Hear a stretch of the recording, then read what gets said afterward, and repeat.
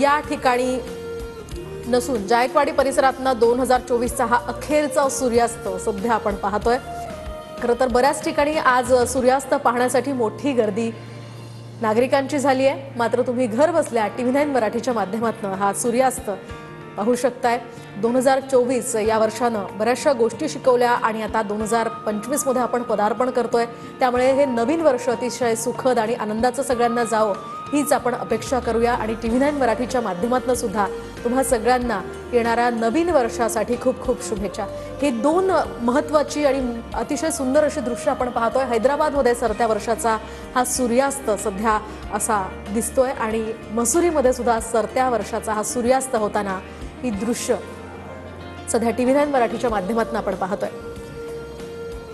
खरं तर सूर्यास्तासोबतच सगळ्या वाईट गोष्टी सुद्धा निघून जाव्यात, या वर्षामध्ये सगळ्यांना चांगलं अनुभवावं यासाठी TV9 मराठीकडून सुद्धा तुम्हा सगळ्यांना शुभेच्छा।